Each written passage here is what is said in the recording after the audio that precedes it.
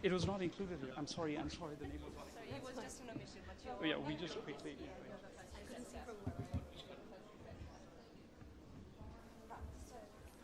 A little correction. We're also inviting Dr. Rohini Kamal to join the panelists.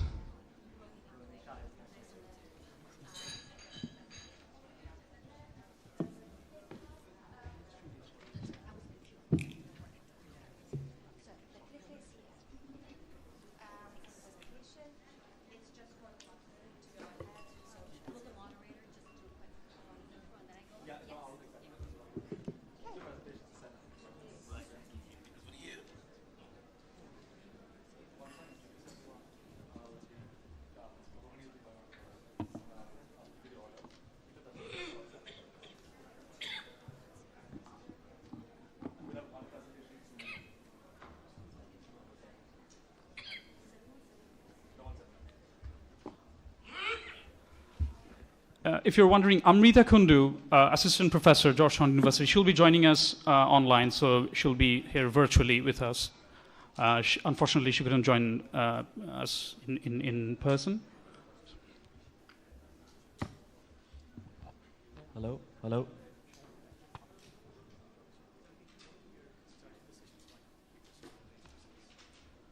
Hi, everyone. Welcome to our next session. This is Powering Progress, Overcoming Challenges and Driving Innovation in Bangladesh's Energy Sector. Just a few things, a few housekeeping rules, because this is going to be zoomed online to a worldwide audience as well. To our online audiences, welcome to today's IGC event. I'm Shahid Wazir-Ali, head of the research program at the IGC, and I'm very happy to moderate this important and timely discussion. So before we get started, just a few housekeeping items. Like I said, this event is live streamed to our international audiences.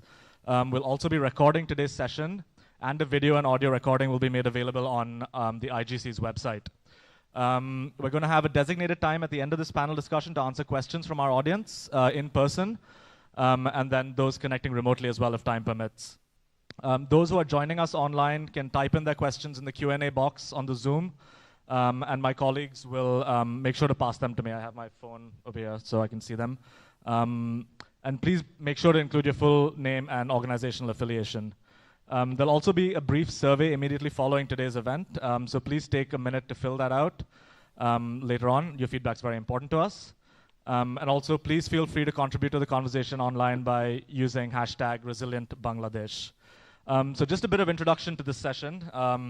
In recent years, Bangladesh has made remarkable progress in expanding its access to electricity. According to World Bank figures, the country achieved impressive growth in electricity access, increasing from 47% in 2009 to approximately 93% in 2021. Significant improvements have positively impacted the lives of millions of Bangladeshis and propelled socioeconomic growth across the country. There are challenges, however. The energy mix is overly dependent on fossil fuels. Bangladesh's renewable energy policy of 2008 set a goal of 10% total electricity generation from renewables. As of 2022, though, it's short of that. It's about 4%, including off-grid solar home systems. So in this session, the way it works is we'll have some research presented from IGC researchers, 4 to be exact, and the research is around topics such as renewable energy, but also we'll be looking at challenges around energy access and energy efficiency more broadly, as well as a presentation on environmental degradation. With me on the panel, to my left is the Honorable Minister for State Power, Energy and Mineral Resources, Mr. Nasrul Hamid. Thank you very much for joining us. I'm very happy to have you here. You've been the minister since 2014, so you've overseen many of these reforms. We also have Rohini Kamal, who is a research fellow at BRAC Institute of Governance and Development, and a research fellow at, so she's a leading researcher on climate change and environmental research at BIGD. We have with us Shefali Khanna as well, who is a research associate in energy and environmental economics at Imperial College in London. Shefali's research interests lie in energy and environmental economics and policy. Joining us online will be Amrita Kundu, who is an assistant professor of operations and information management at the McDonough School of Business in Georgetown. And then we also have with us from Dhaka University, Atanu Rabbani, who is the Mushtaq Chowdhury Chair in Health and Poverty at BRAC and the James P. Grant School of Public Health at BRAC University, and Associate Professor at the Department of Economics at the University of Dhaka. So let's get started. We'll start with a presentation from Rohini on environmental and economic impacts of agrivoltaics in Bangladesh. Over to you, Rohini.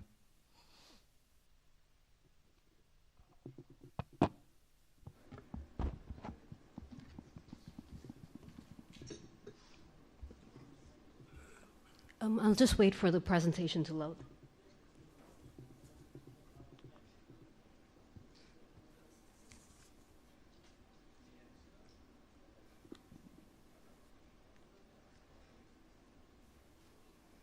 Okay.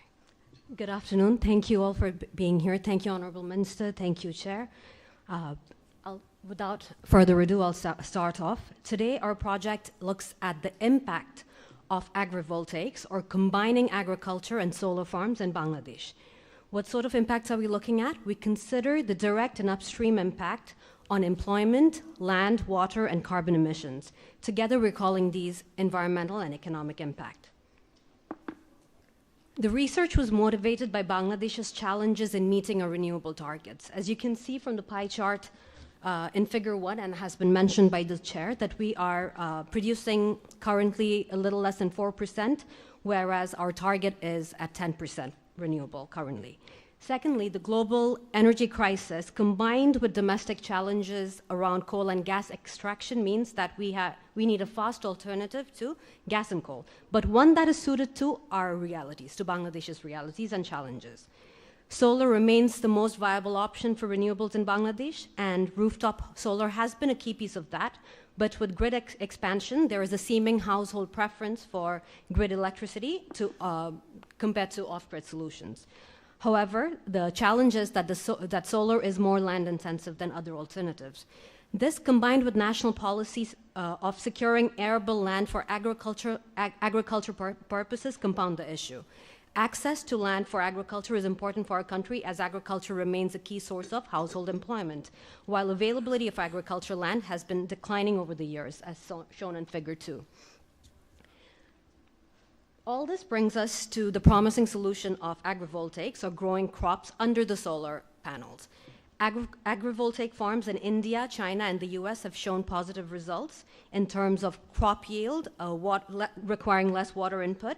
But compared to Bangladesh, these have been in mostly drier and sunnier areas with less cloud cover. While there is exploration in Bangladesh, which I've listed on the right, we still don't have data on crop yield or solar output per unit area. So given these differences, there are potential challenges from reduced crop yield and lower power generation per unit area if we do agrivoltaics. But despite these potential challenges to individual farmers or individual solar providers, through our project, we propose to show that agrivoltaics makes sense at the macro level. To this end, we use quite a basic tool, input-output analysis, to estimate economy-wide impacts, including upstream impacts of different energy sources, both fossil fuel sources and renewables. I've listed the fossil fuel sources on your left.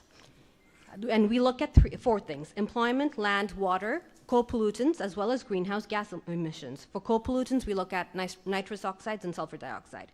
We compare dollar invested in fossil fuel to renewable sources, including agrivoltaics. Comparing different aspects is important, especially under one analysis, because to really understand the implications and determinants of various energy paths for low-emitting developing countries like Bangladesh, we need a framework to bring together all key aspects of power generation, not just one, such as carbon emissions. Our data sources are from the government of Bangladesh, Asian Development Bank, and the ERA dataset. We use ADB and Bangladesh government's input-output tables. We got employment and land use agriculture data from the government, which we were very grateful for because they are very rich data with great level of detail. We also got water and energy data from the ERA dataset. I'll just go on to some initial results. The first step was to calculate what $1 invested in each of these different sources compare in terms of the different factors. So for employment, land, water, energy. As expected, we see that solar on its own is less employment intensive. It creates less employment compared to coal, which makes sense given the amount of construction and land preparation required for coal, and because we import a lot of the parts for various power plants. We are now repeating this calculations using ADB data set. These were from the Bangladesh government's data set, and translating the energy estimates to emissions. We are also looking at the same factors, so land, water, employment for different energy mixes, not just energy sources, so not just solar, gas, coal separately like we've done, but looking at the energy ratios from the power system master plan, because then we would know what each plan, the current business as usual versus the various plans for 2041, what they would mean in terms of land, water, and employment for the whole economy, direct and upstream. And the second key portion of our study has been looking at land impacted, not just land used. So basically, when we usually talk about land estimates, we consider the land as being completely used up because the power plant is built on a piece of land that you can't use anywhere else for anything else. So this makes coal a lot less land intensive per unit power generated than solar. But through this method, we look at the area impacted by the power plant. So for coal, it would be area impacted by storing fly ash from coal plants. In addition, for agrivoltaics, it means that the actual land under the solar can be used for different things.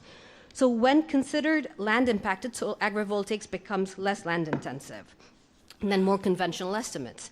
Our initial estimates show that instead of more than twice as intensive, solar is now 1.2 times as intensive. So for next steps, we will be looking at employment impacts in a more disaggregated way. So we have the total employment estimates, but from the government, we have disaggregated data from according to gender and 3 wage ranges: low wage, middle wage, and higher wage. So that would allow us to look at not just how much jobs have been produced, but what kind of jobs and who's getting the job. So these are very important questions given the growing inequality as mentioned in the previous panel. The second step is that we have one category for agriculture, but again, as we know, agriculture varies a lot depending on crop type, so we can do the estimates for different crop types as well. In tandem with this, macro research, which is for the whole economy, we are also looking at what kind of impact micro or individual levels farmers or solar providers will face. So we are exploring impacts of shade from solar panels on different crop types, including rice. We are currently doing this using cardboard cutouts as part of master's research project. We will be varying the angle and also the distance between the panels, the cardboard panels. And what we'll measure is the output of the yield from the crops and also the irrigation requirements. The next step, which we haven't started yet, but hopefully would be looking at the impact on solar producers to see how costs increase, because if you're growing crops under solar panels, the panels need to be higher than what it is usually because people need to be able to go under the solar panels, and also it needs to be further so there's not too much shade. So that means that per unit area, your power output will be lower.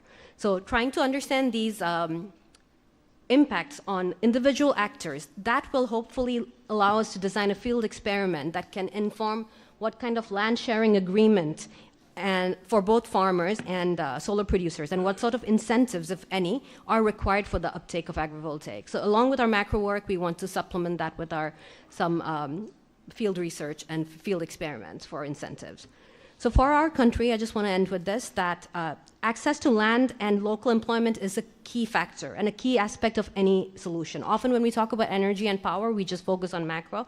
And as someone from macro, that's something we do a lot more. But what we really need to start understanding is individual level decisions and also local employment. So as such, agrivoltaics, through this framework, provides a way of looking at the actual trade-off and implications of different choices for developing countries. Thank you.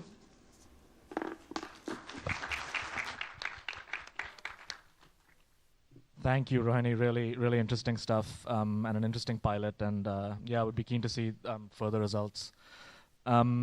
So next we have Shefali. Shefali will be presenting on solarizing agriculture, estimating the economic returns to solar irrigation pumps in Bangladesh. Over to you.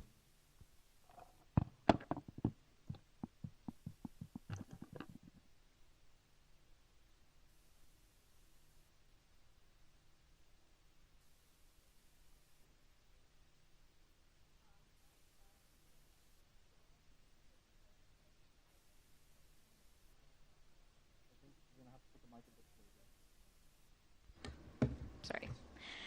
This project is joint with Mohammed Yunus from the Bangladesh Institute of Development Studies, who was here on a panel this morning, Shweta Bhogle from JPAL, and we've partnered with the International Rice Research Institute on the implementation of the project, and it's funded by IJC. So policies to promote solar-based irrigation have sort of gained momentum across the developing world, most notably in Bangladesh, where the national government, along with multilateral agencies, have provided financing to replace mostly diesel pumps with this cleaner technology. Now, under the current scenario, 75% of cultivated land in the country is irrigated using pumped groundwater, and more than half of that comes from 1.3 million small diesel pumps. Not only does this irrigation technology increase the country's dependence on diesel imports, but it also exposes the agricultural sector to volatility in global oil prices. 20% of irrigation comes from electricity, primarily through the national grid, which adds substantially to the government's energy subsidy outlay. And furthermore, the remaining 25% of cultivated land is rain-fed, which makes agricultural productivity susceptible to weather and climate shocks. So in addition to offering this cleaner alternative, solar pumps have the potential to make the sector more resilient to many of these shocks. But it's currently used to irrigate only 0.2% of the total cultivated area in the country. And so with this project, we're trying to address how solar pumps affect agricultural decisions on crop choice and irrigation practices, as well as outcomes, including yields, the efficiency of groundwater use, and farmer revenues, as well as a range of gender and environmental impacts as well. These effects are not always straightforward. For example, in a recent evaluation on drip irrigation from India, drip irrigation being a water-efficient irrigation method, they found that groundwater use, in fact, didn't reduce overall because it sort of changed cropping patterns to more water-intensive crops. And so we'd like to understand how scaling up solar pumps affects agricultural output markets, primarily food markets, but also agricultural labor markets. We'd expect that access to solar pumps may affect the supply of food crops, but also might induce some smallholder farms who've now gained access to irrigation for the first time to reduce the amount of labor they supply to larger farms. So we'd like to study all of these impacts. And finally, we're interested in how offering alternative contracts for financing of the pumps affects adoption and irrigation practices. So there are three important financing models here. The first being fee-for-service, which is the sort of status quo model used by IDCOL through their solar pump program. So here, the sort of farmers negotiate a volumetric price per biga of land that they irrigate with the project sponsor that sets up the pump. There's also a private ownership model which is used by the Bangladesh Rural Electrification Board, BREB, where farmers pay for the pump in installments over a 10-year period and then are transferred the ownership of the pump, so there's no volumetric price. And finally, there could be a group ownership or leasing model where a group of farmers make fixed payments for the pump. Now, even though REB offers this model, they haven't actually installed any pumps under this model, possibly because of the collective action problems that are present. So we've done some qualitative field work to learn more about how farmers perceive these alternative contracting models. We've conducted focus group discussions and key informant interviews in 20 villages to sort of get farmers' perceptions about these different models. We find that farmers value solar pumps for sort of cost-effective access to irrigation, given that they can irrigate larger areas of land and improve yields. The private ownership model is perhaps too expensive for individual farmers. The fee-for-service model may be more accessible because farmers are not responsible for maintenance of the pumps. But we do actually see high demand for group-owned pumps that would be effectively cheaper than fee-for-service. The main holdup there is that the willingness to share pumps reduces when group sizes exceed 5 to 6 farmers. And so we'd like to explore that further, which is why we did another round of fieldwork more recently in 9 villages We did 25 key informant interviews to understand, sort of willingness to take up the group-owned model. It seems that, again, among poorer farmers, there is sort of a demand for this, but there are concerns about conflict and misaligned incentives.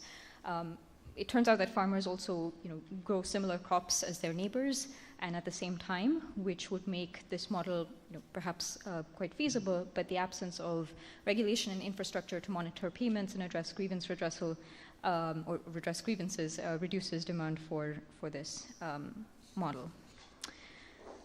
So what we're doing right now with REB is working on an impact evaluation of the private ownership model. REB has received approval to install 1,100 pumps by the end of the year. And so we're working with them to stagger the installation of these pumps across about 300 villages between the current agricultural season and the next agricultural season in order to sort of evaluate this model through a randomized control trial. And so basically the pumps that receive, or the villages that receive the pumps in the next agricultural season will become a comparison group for the villages that receive the pumps this year, which allows us to causally measure the direct and indirect impacts of having access to solar pumps. So the timeline is that we will conduct a detailed baseline survey after the Aus harvest this year, which will include detailed modules on irrigation and cropping practices, input use, yields, labor market participation. We'll collect measurements of well water levels throughout the village, as well as prices of major crops in local markets. Of the 150 villages that are offer the pumps this year, REB will go ahead and install them in villages where farmers have signed contracts for the pumps. And following the installation of the pumps, we'll conduct a sort of process evaluation follow-up to understand reasons why the SIP was or was not installed, any challenges associated with the usage of the pumps. We'll then conduct a detailed end-line survey in the summer of next year to capture effects on cropping, irrigation, productivity, profits, and sources of income, as well as groundwater levels. These pumps can also create local water markets where it's not only the recipient of the pump that's using it, but they might be selling the water to neighboring farmers, so we'd like to survey them as well. Now, the returns to solar pumps can be augmented if farmers can use the pumps for other income-generating activities besides irrigation. So if the surplus energy from solar pumps can be sold to REB, which is a facility that's something that is starting to become available, this technology could provide farmers with an additional revenue source and also increase the efficiency of groundwater use. Once fully integrated with the national grid, the energy from these pumps could displace other polluting sources of generation, which would put the country on a path towards decarbonization as well.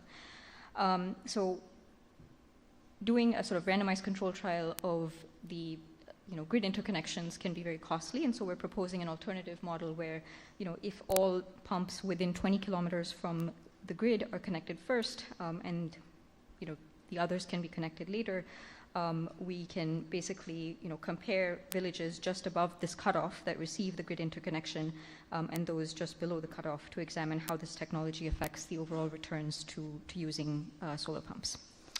And finally, I just want to spend a minute or so on this group ownership model, which we're very interested in exploring further. By not encouraging group-owned pumps, we may be losing out on expanding electrification to farmers who would otherwise, not be able to afford these pumps and may end up using environmentally costly sources like diesel in the absence of the grid. And so our qualitative exercise established that there is a positive demand for group-owned pumps, but there are worries about conflict and, in the absence of grievance redressal or institutional support that might hinder take-up. And so we propose collaborating with an NGO that's willing to work with farmer groups to train and institutionalize sharing of irrigation pumps. And so if REB is sort of willing to innovate on this model, we'll conduct a take-up experiment where we change the way in which the information and encouragement meetings are conducted. So typically 80 to 100 farmers attend these information meetings. And so in our treatment group, we would pilot conducting smaller meetings in the presence of the NGO that provides best practices for conflict resolution and offers to conduct regular meetings to ensure smooth functioning of the group. Our main outcome of interest here is how many applications come in as a result of this pilot information meeting compared to the status quo, which so far has been receiving 0 applications, as I mentioned. And so if our pilot yields positive results on applications for group-owned pumps, then REB would continue their standard procedure of evaluating the sites, installing the pumps, and we would continue our surveying in the treatment and control sites to measure the impacts on the same kind of outcomes as in the private ownership experiment. Our timeline is to work with this NGO in building and designing the material for these information sessions this year. The sessions will be conducted in the sort of next borer season, and then the process for applications, evaluation, and contracting will happen before the end of next year, by which time REB expects to have achieved their target of installing 2,000 pumps. And we'll then survey after the borer season in 2025 to deliver results on the group-owned pumps. So yeah, just to conclude, the sort of proposed research will provide, I think, rigorous empirical findings that will contribute in sort of scaling up these technologies. Thanks very much. Thank you, Shefali. Yeah, promising sort of qualitative pilot, and eager to see the main experiment as it progresses. So we're going to move on to our third presentation. We have Amrita Kundu who will be joining us online, and she will be presenting on reducing lead poisoning and improving energy efficiency in the easy bike battery market.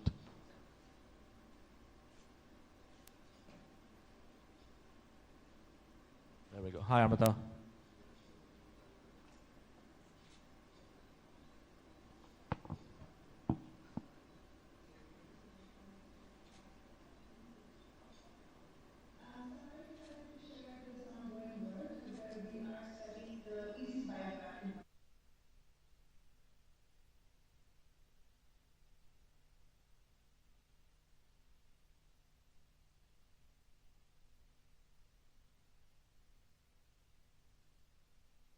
Energy efficiency of the charging of these batteries in the market.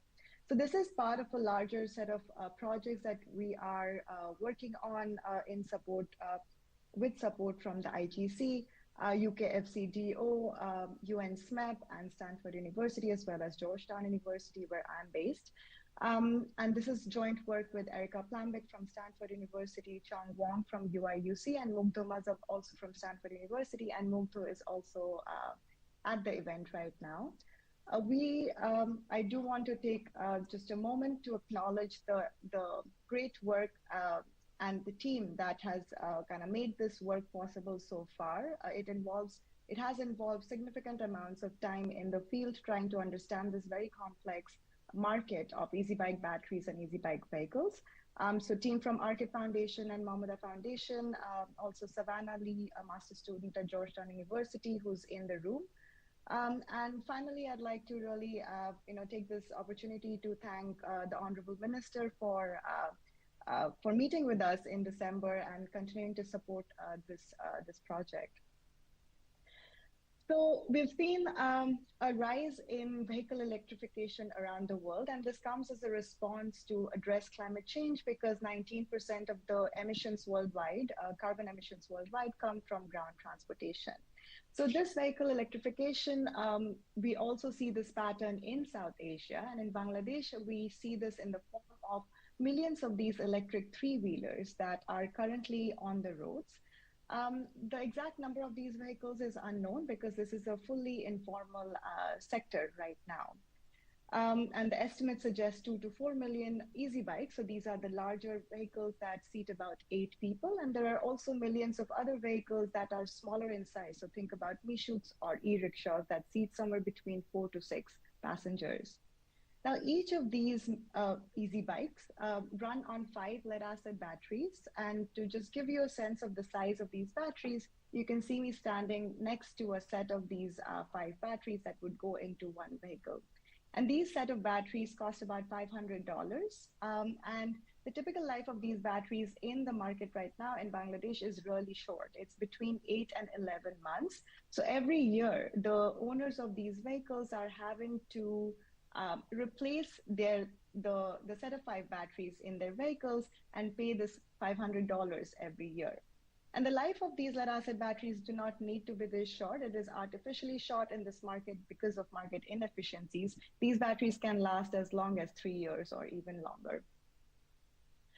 Now, if you imagine the number of these vehicles and the number of these batteries that are currently being used, we quickly come to the number of 77% of the batteries that are currently being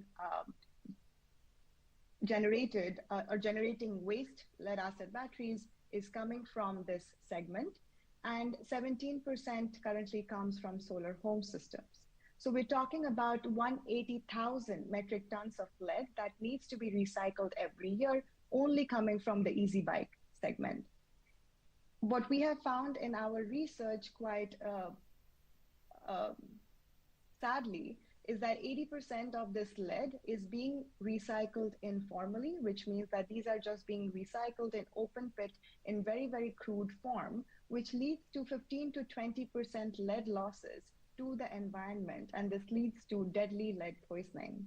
So the UNICEF in 2020 put out a report which talks about lead poisoning in the world, and the number they use for Bangladesh is that 2 in 3 children in Bangladesh have elevated blood lead levels, which is suggesting large-scale lead poisoning, and the main source of lead right now in the country is the easy bike batteries that are being spent very, very quickly.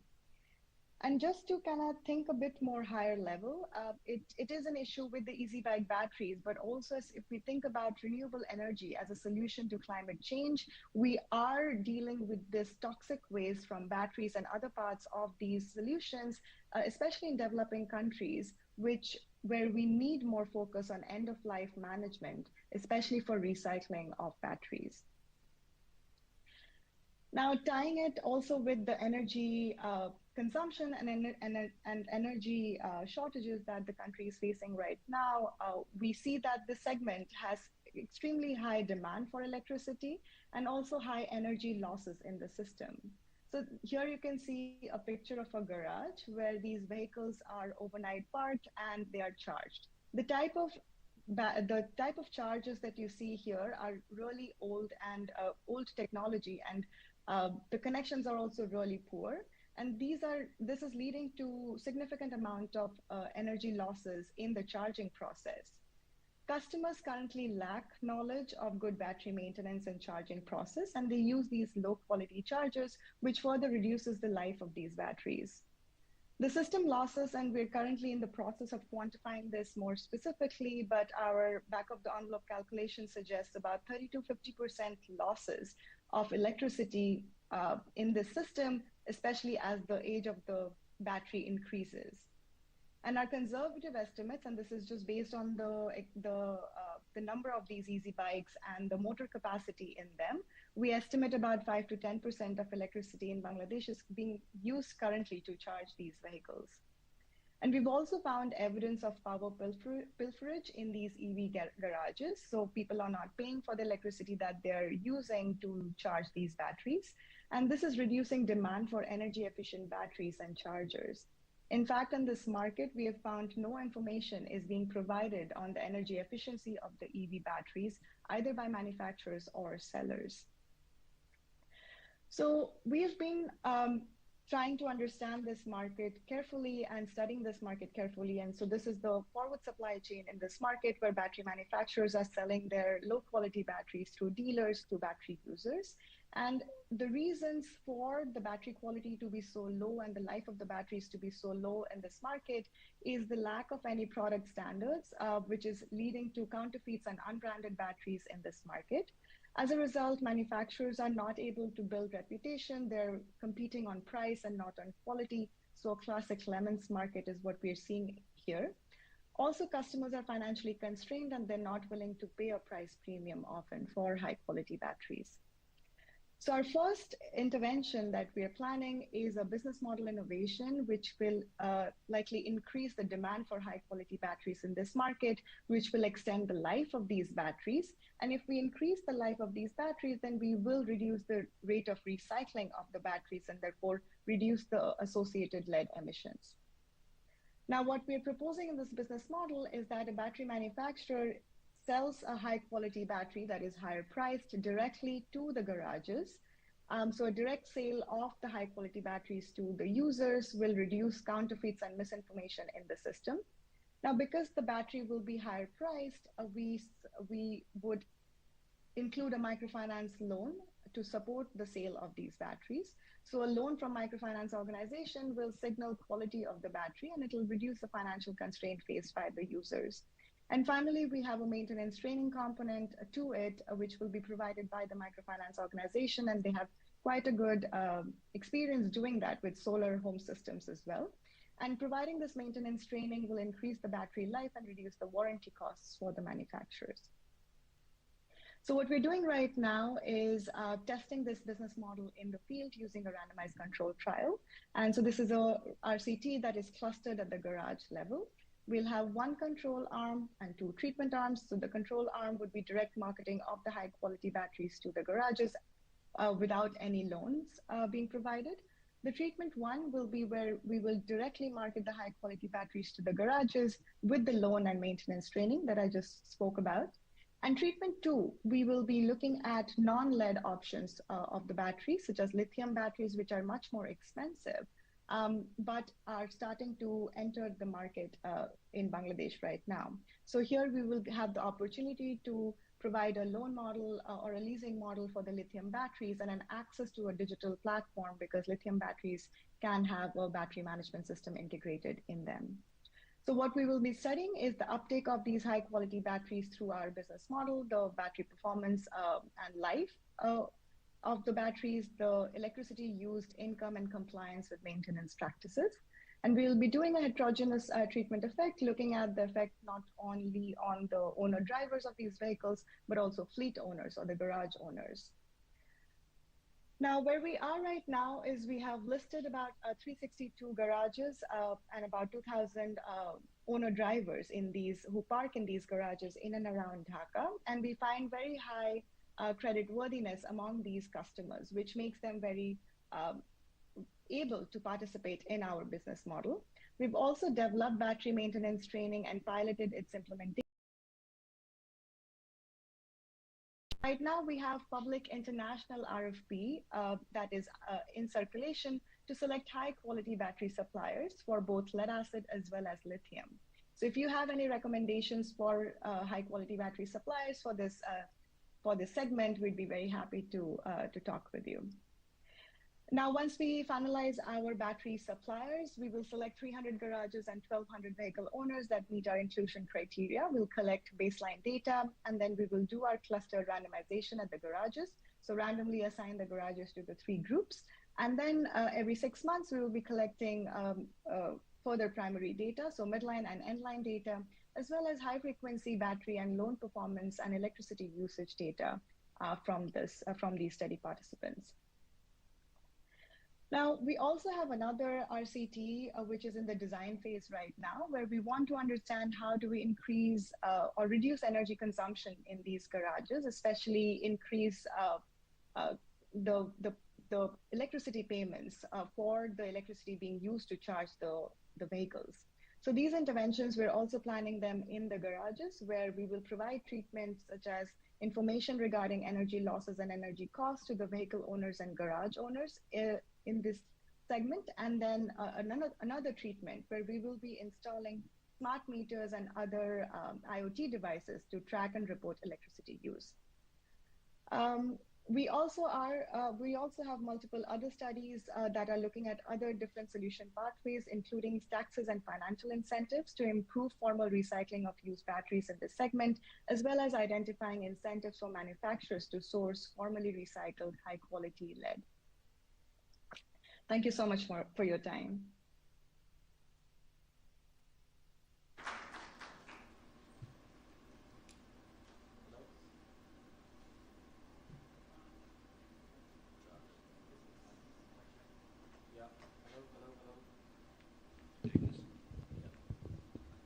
Hi. Well, so we have Atanu Rabani presenting now on behavioral incentives for improving sort of energy conservation. Thank you. So thanks to IGC for giving me the chance to talk about our project, which ended actually very recently. And also to fund this project. This is my first project in energy. So it was, I'm really grateful to IGC for this support. So this is a joint project. My collaborator is Asif, who actually happens to be here, incoming PhD student at Iowa State. Hassan, who is a postdoc at Northwestern, and Devashish, who is at Australian National University. So what's at stake? The Earth is getting hotter. The sixth most, like the hottest days ever recorded actually took place this month, and this month is not over. So who knows what will happen. Why is that so? Because we are putting too much carbon in the air. So it's mostly carbon dioxide and methane. Methane happens to be more potent, but luckily methane also has a shorter half-life. But it's entirely our doing that we are making this place too hot for us to live. Where this carbon coming from? So it's a big part of it is, it's actually producing energy. Climate change, the problem with climate change and energy is basically two sides of the same coin. And how we are putting, where this coming from? So electricity production is a major part of this problem. Obviously, we can solve it by moving to certain type of sources. For example, as Shefali and Rohini are doing, we can move to solar panels. But in Bangladesh, our experience or our performance in this particular area hasn't been very stellar. So we have continued relying on fossil fuel.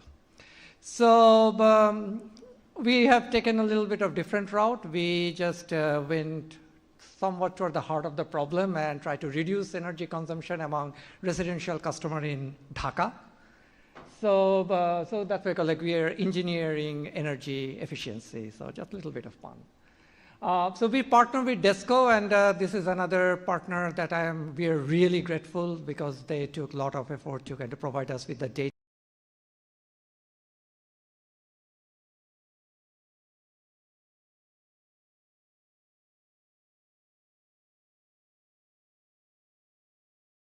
Uttar Khan and Pallavi. So anybody here who live in that area, there's a non-zero probability that you took part in this experiment.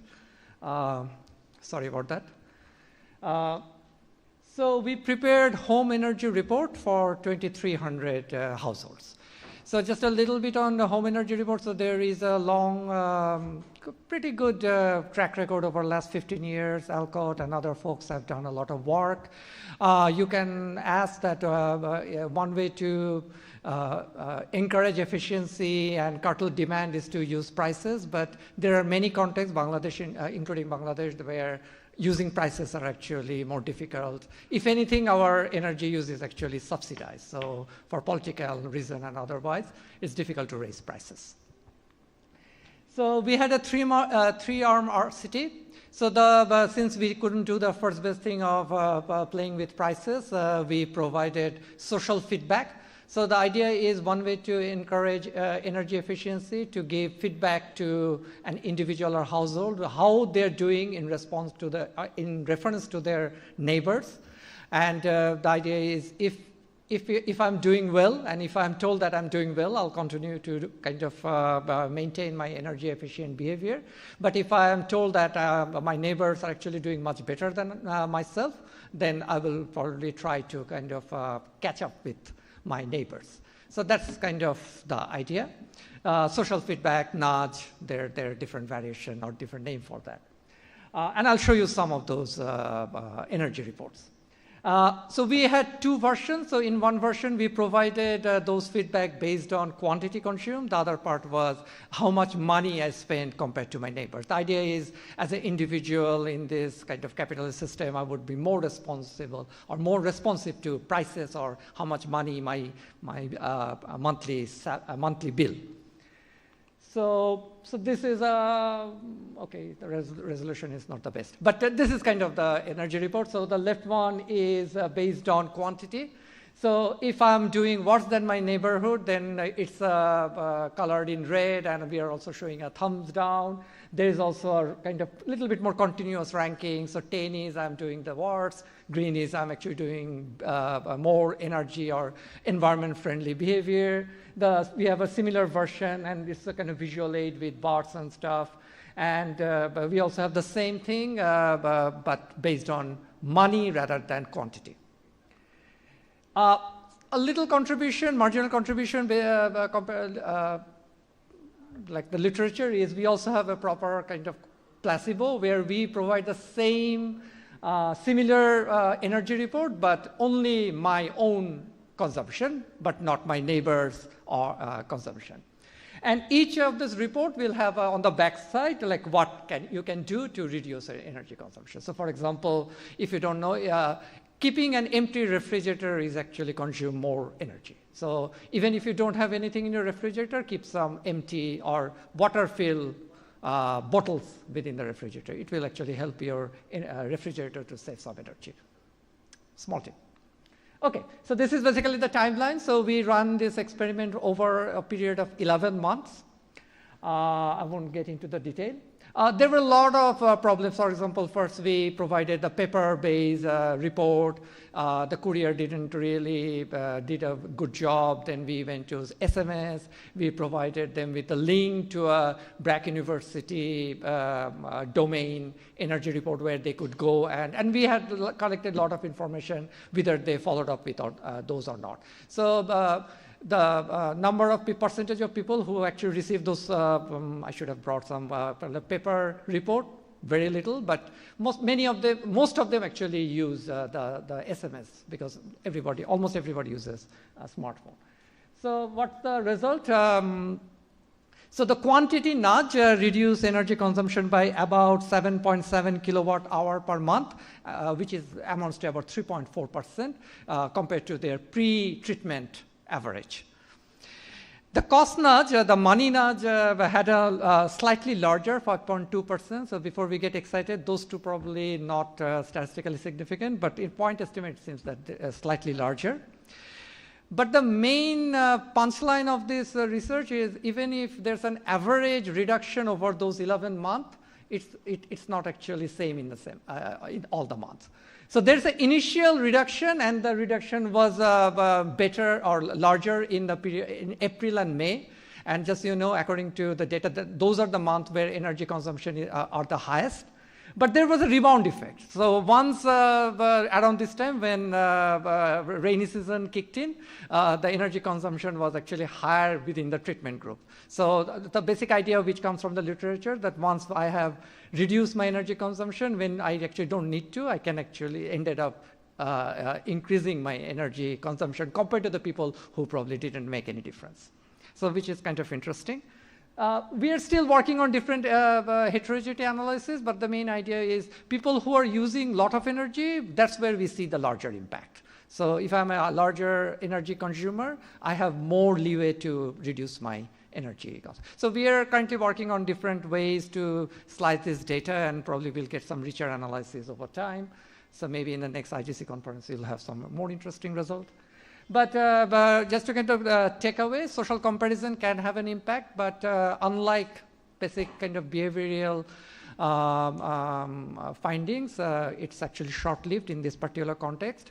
You'll be happy to know that, or I don't know whether you'll be happy to know, but this kind of experiments are much less common in developing countries. As Sudarshan did a similar experiment in India. So doing it in kind of low middle income country context is very important. So we were very excited about running this experiment.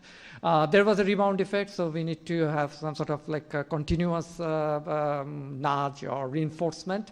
And DESCO, for example, already thinking about developing apps which will give real-time feedback to our energy consumption, and it would be great to kind of partner with them. And where price mechanisms are not feasible, maybe this kind of social feedback can have an impact. We found it short-term, but there may be other ways to reinforce it and make it a bit more permanent. So that's kind of our key takeaways, and thanks for listening. Thanks so much, Adono.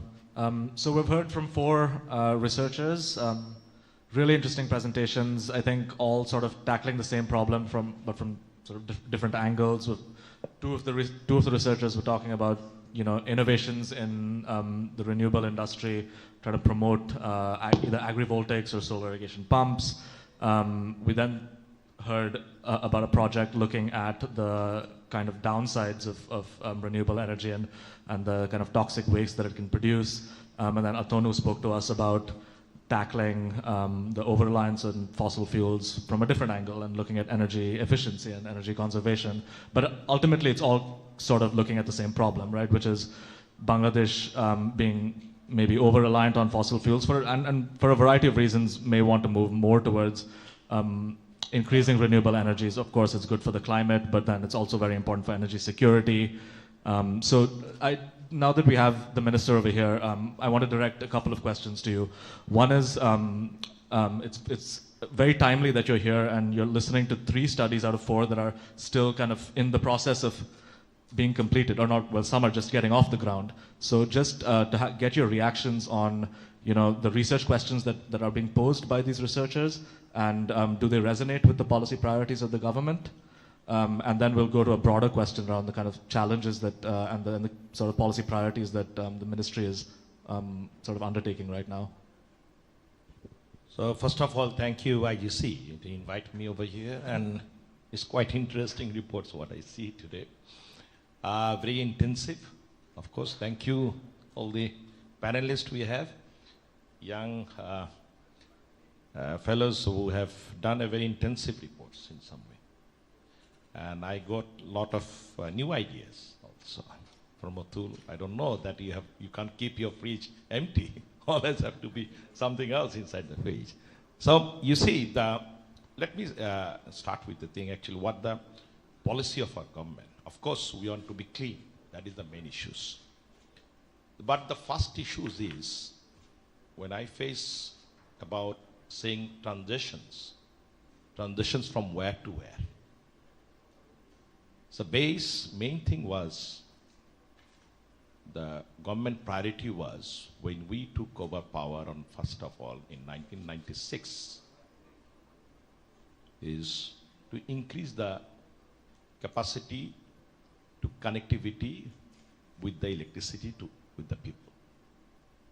Then again, when our government came over in 2009, our challenge was how fast we can connect with everyone with the electricity.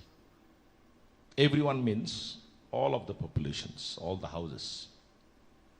So we made a short-term, mid-term, long-term plans with the help of Japan JICA in 2010. Short-term plan immediately, because there was been load shed, you know that, cut off power about 17 hours, 20 hours something. So we understood that if we can give electricity of every houses, connect with the people, rural, even every piece of islands, we have a sand dune areas, what we call about chore areas. There will be a change of economy.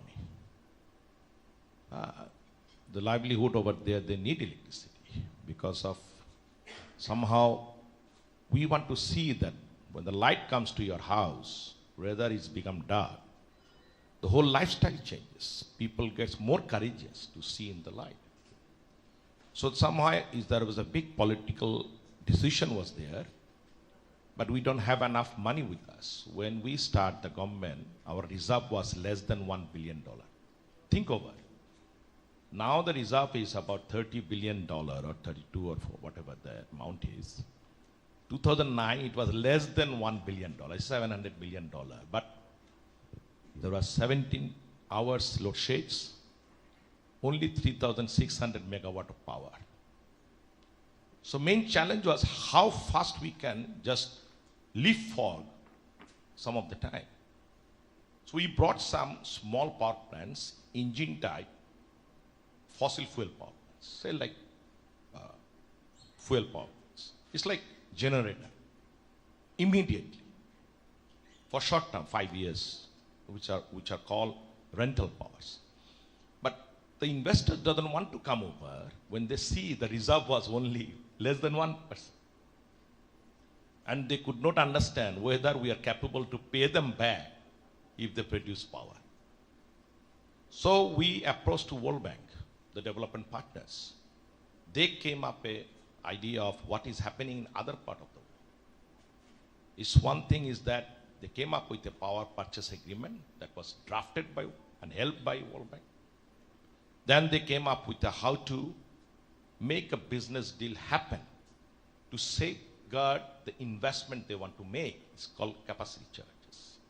So it's a return of investment, and capacity charges means the investment you make, you should be assured of that even if I don't take power, they must have some return of the investments. The cost of the investments should be guaranteed. It's all part of the world. Even whatever you do, any kind, even in India, in other countries. It is standard philosophy of doing this kind of business cases. So immediately we got some power immediately. Then gradually we start on implementing the midterm power plants, which were more efficient, less carbon emissions, combined cycles, using our own gas. That was our target. Because main target was connect with the houses and also the industry. The growth of the industry gone gradually up. Garments, the textile, everything. If you remember, we have an audience over here from Bangladesh. That from 2012, 13, 14, 15, the garment sector has gone like unbelievable. We become the second largest exporter of textile goods in the world within a few years after that. So electricity, giving energy, changed things.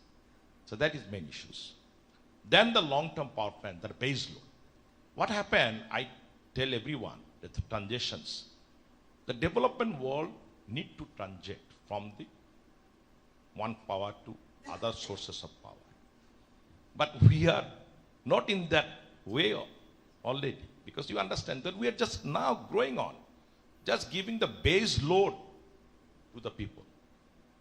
Only we have connected right now, but the demand we have to fulfill. Lot of way forward need to be completed. We need to give uninterrupted power. We need to give affordable power. We need to give reliable energy to them. That is the main issues. Then after then we can see of going transitions. German, of course, they have been doing that 50, 70 years ago. Now they are going to for possibly they can afford to do that. Challenge is expensive. The power, what we see, the clean energy is expensive. People comes over giving me a lot of ideas. And of course, Bangladesh is a challenging country compared to India. Some of them came from India, said, you see, if you see the irrigation in India and Bangladesh, it's a huge gap.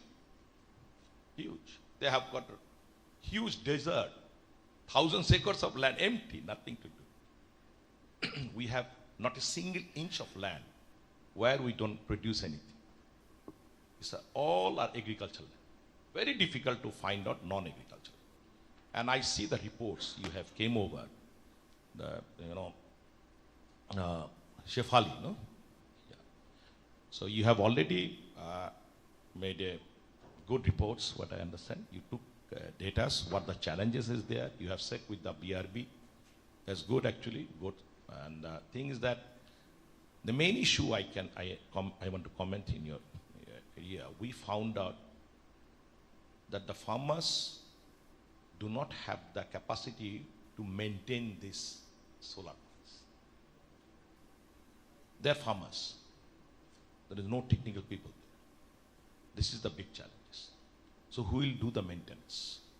So if BRB wanted to do a maintenance, so you have to find out the cost-effective plan, a good business cases, or it will fail. We have already started 12,000, not 1,200. But recently, the contractors failed to give us produce or whatever, bring this in the COVID time, they failed it. But we are also trying, pushing them, at least 1,000 pumps come over, and let's see what are the challenges. Thank you very much for your report. There are a lot of things came over, and we know that actually, but it's very challenging. Turning into diesel pumps, we have a 1.2 million pumps to solar, very big challenge. This is one thing, but we need to do that. I can save huge money on foreign currency, bringing diesel and giving them over here, and of course the cut off the fossil fuel. This is the main thing. Secondly, the challenge is solar with the agriculture, big challenge. It depends on the farmers to farmers. It depends on the region to region. Different regions produce different kind of vegetation, different type of agriculture. Even the farmers also. And who will going to clean these solar panels? This is the main issues. Even same thing comes over. The farmer says, we don't know how to clean it. We have been connected with 5.3 million houses with solar. Most of the solar, we found out after a few years, they are useless because they don't know how to maintain it. EatCall has financed 50%. They give loan. 50%, the Prime Minister Sheikh Hasina has given as a grant to promote this renewable energy there. But still, you know what happens? They don't know how to maintain it. They don't want to do maintenance. They don't want to go in the roof, in the village homes and maintain it. They don't understand actually how to clean these solars. So there are a lot of small things, but it's a big thing came over. And the solar panels, what they do, and sometimes it doesn't work, and they throw it away in the lakes. That's a health hazard also. And it happened. When we started 10 years back, putting our money, which was being given from the, like Kajer Binimay Khatar, you know, TR, test reliefs, given from LGRT, Prime Minister confirmed that you have to use half of the money to use for solars. And people start on in the village putting up solar street lights. People start on knowing, if you go any village, everybody can understand what is called solar. We go in our constituency, they said, sir, we need solar. So it has been really branded in a different, but after that, when you put that solar lights, in few days, in few years, no maintenance, and it's gone out. So there is also find out a business case, how to maintain this. Putting in a business case inside, somebody should come up with an investment plan, putting up the solars and take care of these. Somehow they can trade the power prices with the local authorities. And this can happen.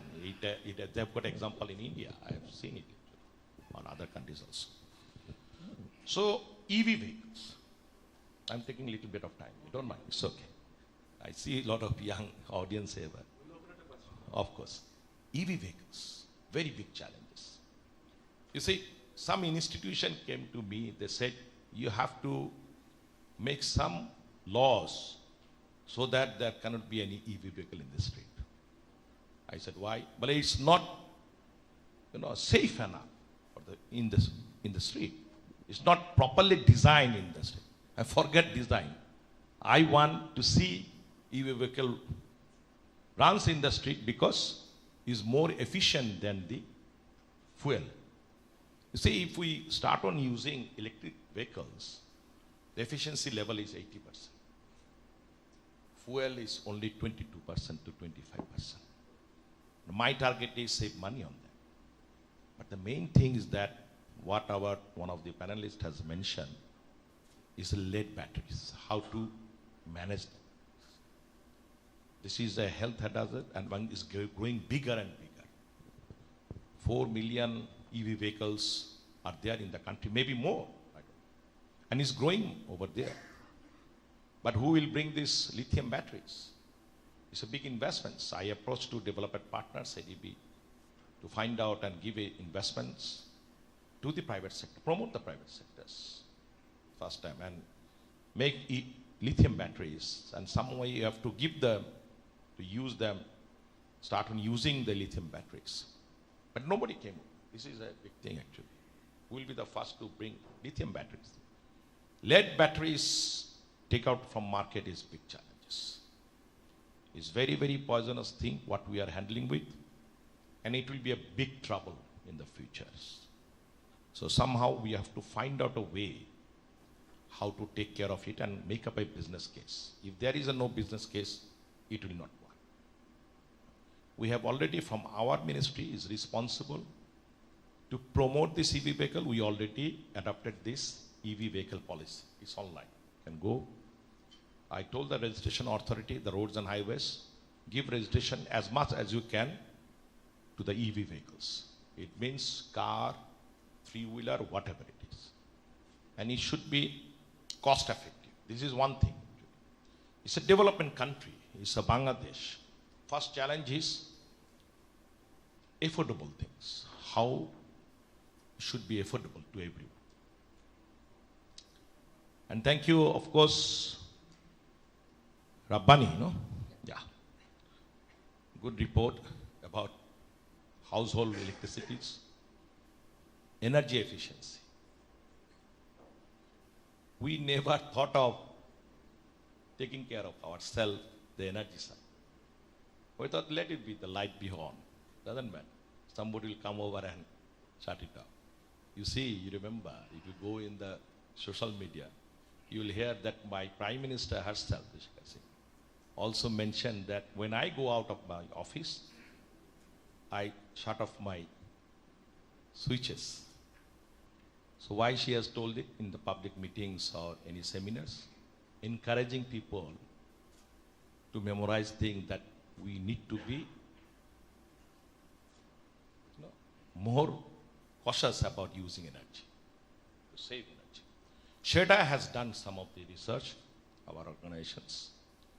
They have gone through all the industries to find out, to save energy there, because the industry people, the investment, they wanted to, they are the very big areas where we need to see or work there, how they can save electricity bills in their industry. It not only come from using equipments, it's also the building designs, okay, architectural designs. Even if you see in the cities, we are using a lot of glass, reflecting glass, what we tell them. It's a boiler room, each of the offices. These glass buildings, they look beautiful, but these are not for our country. These can be for the rich countries, they can afford. We, our climate, our way of life doesn't afford to have this kind of architecture. Our architecture should be with our climate.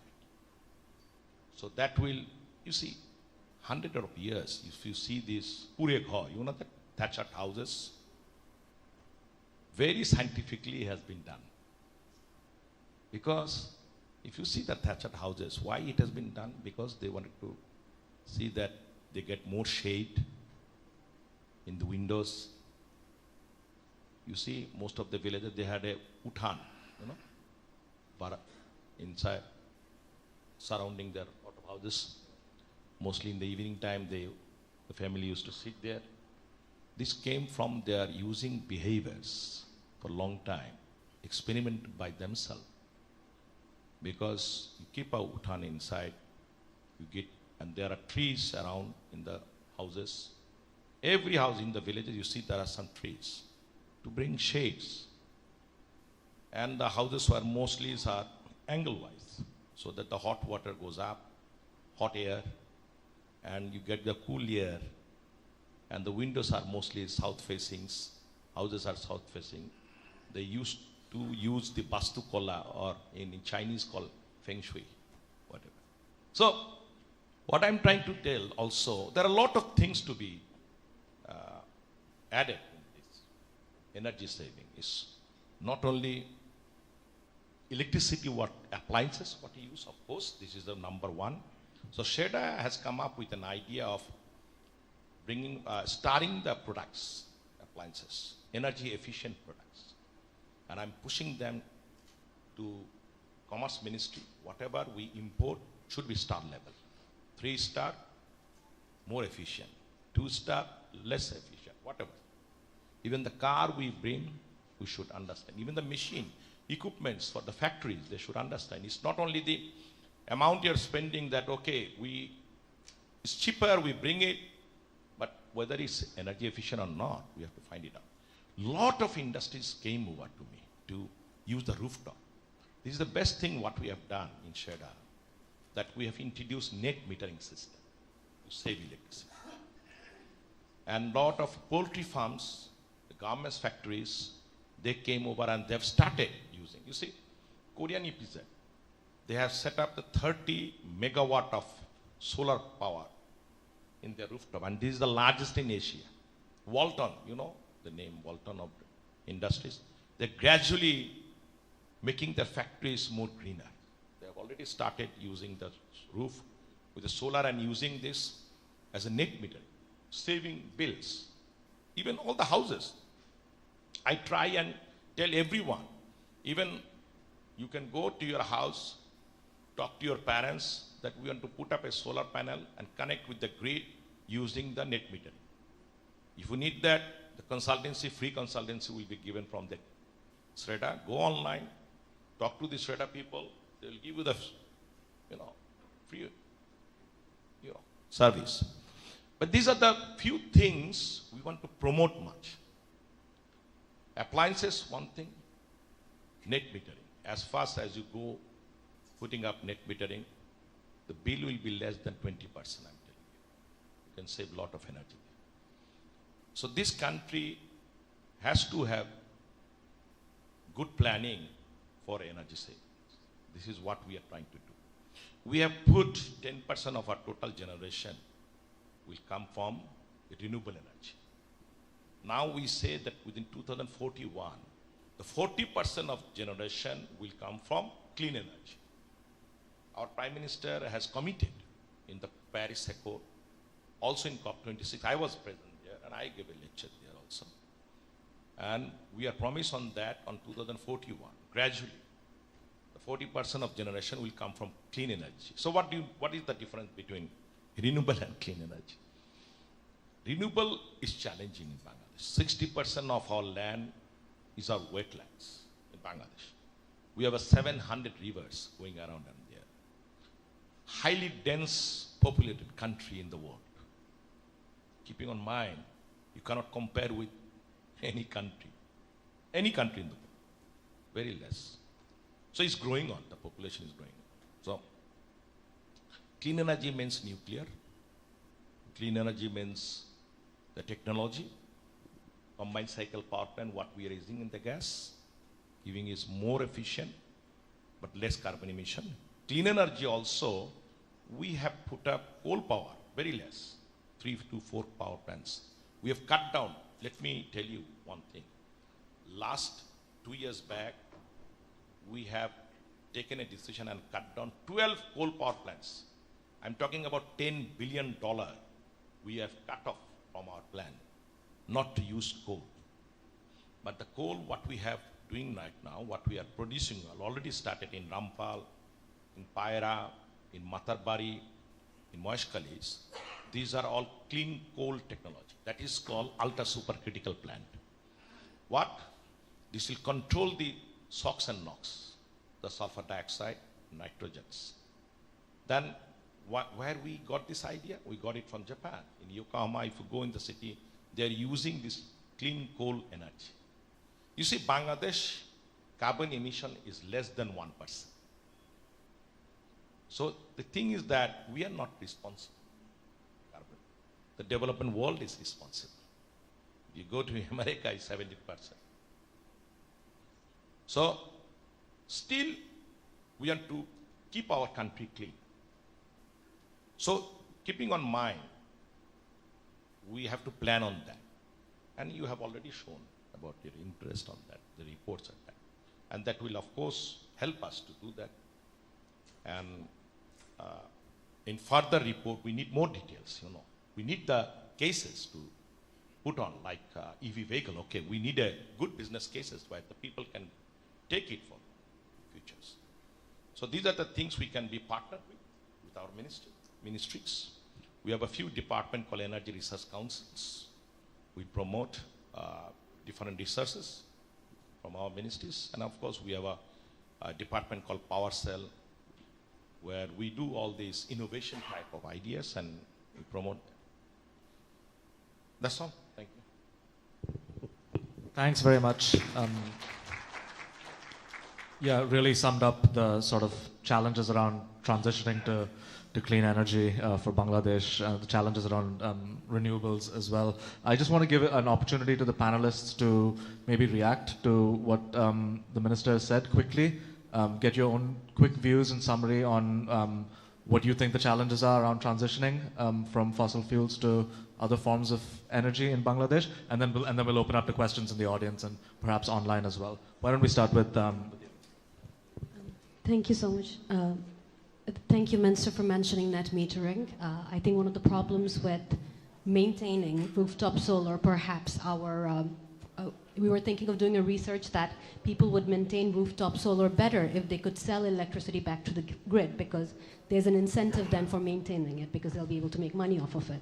At that time, this was last year, we found that some of the components for net metering system, there was some issues with the ease and access of importing it, because the parts have to be and it's not under, so there are various other components for power generation that are easier to import, but this net metering was still not under it. So perhaps I think the government is moving towards that direction.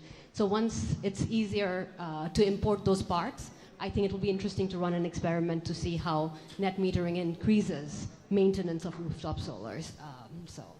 And of course, other thing to mention is that the government mandate is using government building rooftops and manufacturing rooftops for solar. So that's already there. Again, net metering and being able to sell it back to the grid would be useful. The second point I want to mention is the grid actually has to be updated. So that we talk about power generation, but the other component is distribution and transmission.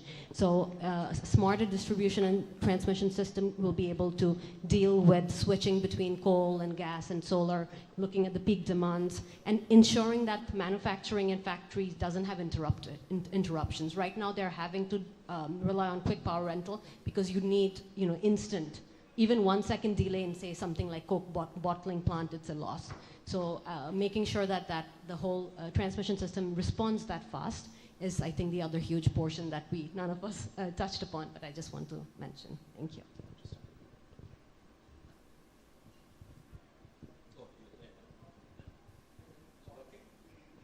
Does this work?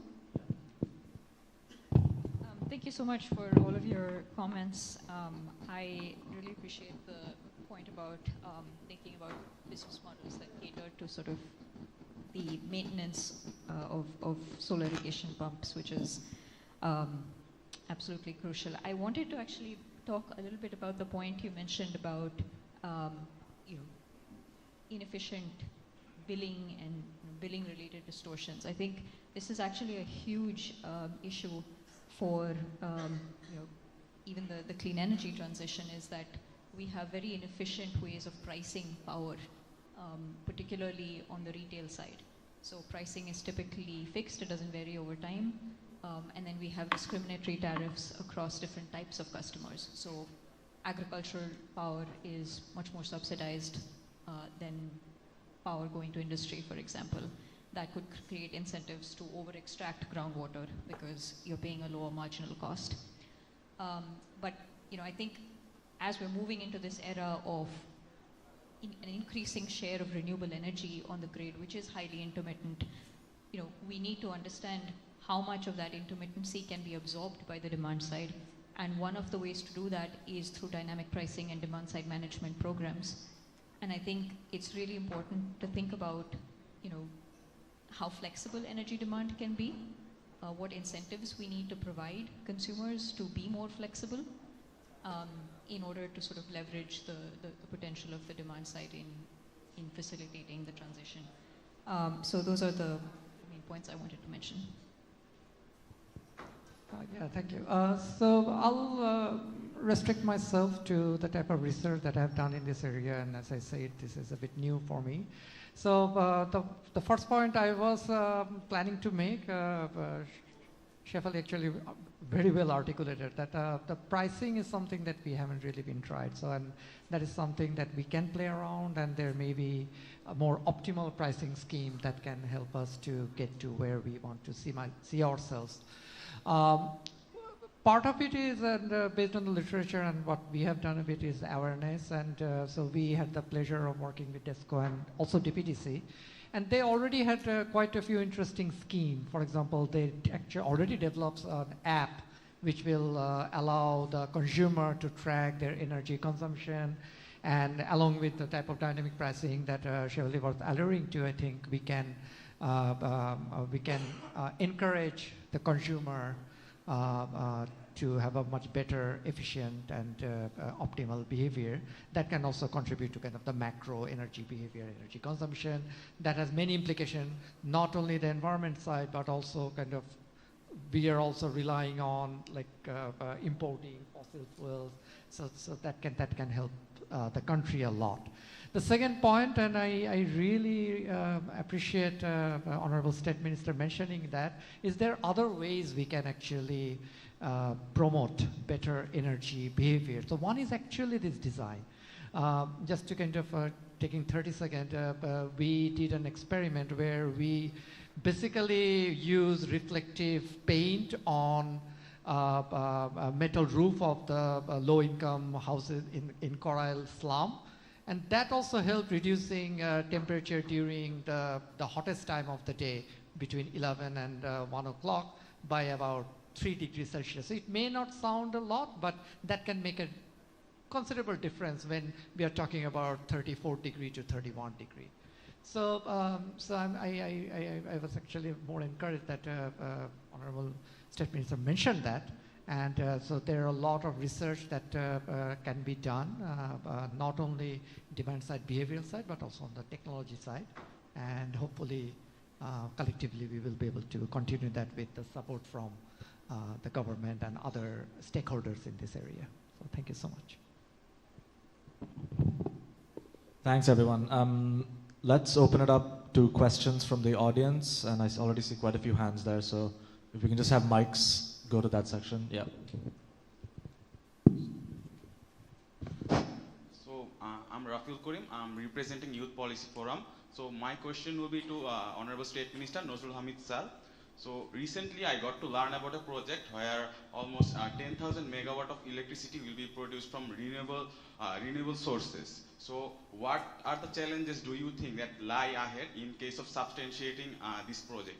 Another question is that Bangladesh now produces almost 1,200 megawatt of electricity from renewable sources. So considering that the amount is very low, do you think the project that you are talking about will be a revolution for a country like Bangladesh? So that are my two questions. First of all, we have to understand why renewable. Should understand that the price of the fuel of the renewable remains the same. If I use water, hydro, the price of the hydro remains same. But alternatively, if I use any fuel like diesel and HFO, market is going up and down. This is the big challenge. Renewable, of course, another thing is clean. You can say it's a less carbon emissions, of course, zero carbon emissions. Another way, fuel, of course, impacting the environment. So there are few things are there. 10,000 megawatt, of course, the possibility is there, but of course, big challenges. What we are trying to do. We got a study from World Bank recently. I was in that seminar for last month. That there is a possibility came over, and they found out few lands where can be utilized in the solar power plants. 5,000 megawatt, fantastic. But we are pushing ahead, going to further with the neighboring countries. I'm trying to bring 1,000 megawatt from India, solar from Rajasthan. I'm trying to bring Nepal power, hydropower, more than 2,000 megawatt. I'm trying to bring more 2,000 megawatt from Bhutan. You see, the Nepal has got a potentiality of produce 40,000 megawatt of hydropower. Bhutan is same.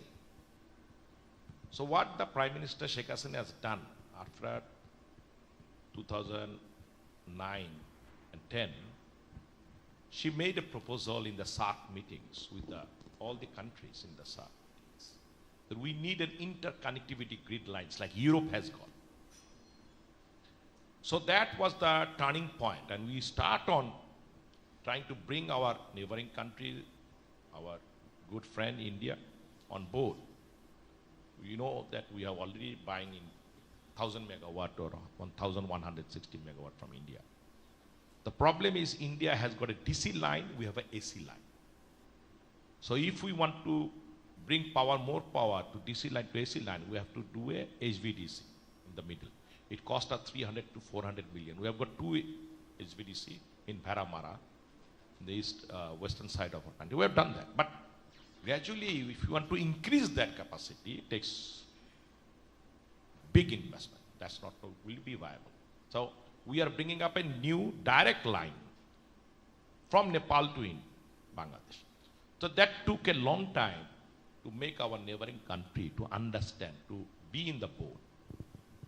So we found out our good friend, every time they say yes, but no action on that. But recently, India also shown interest that yes, we'll give you access, bringing power from Nepal. We have signed already agreement, and we are sitting with last 1 year to start on, because bringing power from Nepal or Bhutan, it takes about 7 to 8 years. See, hydropower, it takes long time, building the. So now everyone is on board just to go ahead. That is the main issue. So that is a possibility. This is one thing. Secondly, of course, Rohina, about Rohina, no? Yes. Very detailed. She, what I understand, she gone through all the studies. Import tax, yes. I am pushing mostly the, solar people, all the industries. So why you import all the equipments from other countries? Why not manufacture it? Start on manufacturing. We can also be the exporter country, solar panel to other countries. Why not? This is one thing. So of course we have a mandate to promote much bigger, they say. You see our SHEDA chairman is here already.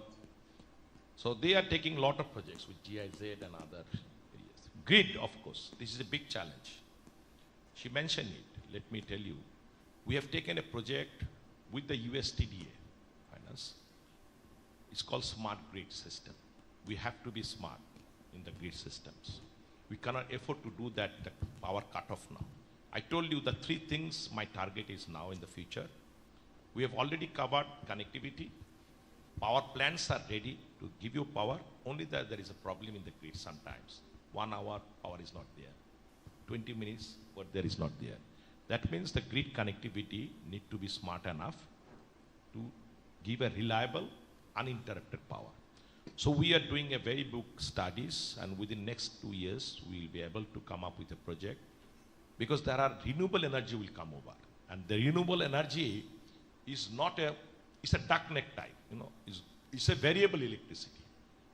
You cannot use the renewable energy, solar power. I'm not talking about renewable. Solar power is a variable electricity. It's not, you cannot use it as a base load. So your grid has to be smart. When there is sun, you get a power. When there is rain, it goes down 500 megawatt, 2000 megawatt. What will do? The whole grid will fail if it is automatically cannot connect with other powers. So grid should be smart. Another thing is a SCADA system. Find it out where the other power cuts is going on. You mentioned about the apps. Of course, the DESCO has already put up a SCADA. Now we are going for more technology. I forgot your name. Shefali, thank you, Shefali. She educated up a good idea about the billing system, of course. India already has gone to open market, selling electricity in the open market. This is where we have to go there, gradually. Why we are not going before? Because government is trying to subsidize we have a huge number of poor people who do not afford power, you know. Still now, 1 crore 40 lakhs, what is called about 14 million people are in the lifeline. That means they pay only 3 taka, something 4 taka together. And what our policy is, first of all, I mentioned it a couple of times, we want to give them power. Let them use the energy. Let them save some money so that the saving money, they can use it for their children, for education, and they can buy a good food for them. That was the intention of the Prime Minister. That's why we are subsidizing huge money. It's not subsidies. Actually, it's an investment for the lifeline people. If you think in a different way, in economics language, it's a investment for the village people. And you see the development, what happened. Now, I went to one village. They were been newly connected. It's called Porsche area. I don't know whether you know it, in Nogai district. Very poor area. And first time they saw electricity live after so many years, 50 years after liberation. All the women of the village came over to see me.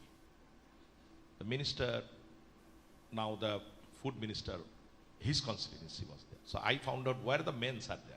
Well, they are in the marketplace. I mean, at this evening time, well, yes. They have opened up new shops, tea stalls, and they're doing business up to 12 midnight. People are happy because before the electricity came, it was nothing over there. After 6 p.m., everybody goes to the house for sleep. Now, it remains open up to 12 p.m. This is the business happen in different places, and this is the way we are promoting. And the whole economic cycle has been started. Small business, Dhan Mangar Paul, different business came over in different. So, get out of the subsidy also will take time. But of course, the billing should be efficient. That's why we are promoting, you know, smart meter and prepaid smart meter. It's you see about 4 crore 80 lakh, about 5 crore people are using electricity. 5 crore prepaid meter, you go to 5 crore houses, it takes long time putting up with prepaid meter. So gradually we are doing that. Already we have installed 30 lakhs prepaid meter. We're getting benefit on that. When you get a smart meter, gradually we'll go for smart substations, then smart grid, sub transformer. Then after the, what he mentioned, in the apps you will see, I can see each of the houses, how much consume electricity, in which product they are using, which area they are using more electricity. Then we can get this data and make our own decision later on using better areas. So that's all. Thank you.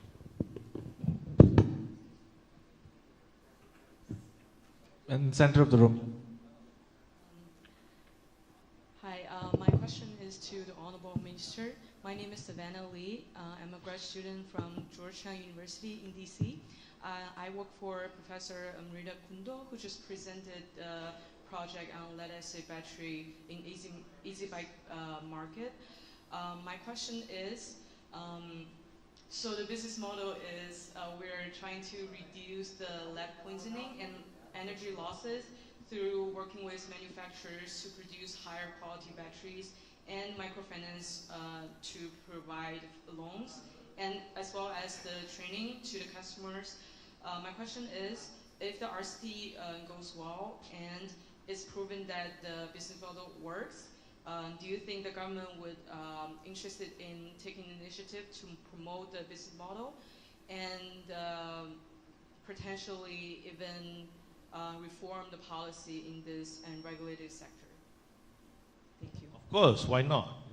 If it is cheaper, if it is affordable, if it is reliable, of course. I want to see all EV vehicle use technologies, not only the lithium battery. They pay not the cash, they can pay with the mobile. Why not?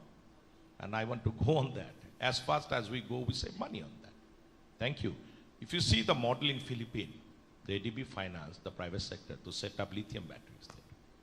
And they promoted. They've got a yellow It's called YALO three-wheelers. And it can be used there actually. Same model we can use here. And thank you very much. I see you have a lot of enthusiasm, new ideas people has got. And I like that actually. You can also contact my ministries like PowerCell. You go online and see, you can put up your ideas there, what you wanted to do. Any research, you are very much welcome. Thank you. Okay, we're going to wrap up. I think we're just about over time. Thank you so much to our panelists, the researchers, Amrita Online as well, and the Honorable Minister. Thank you so much for coming. This has been a fantastic panel.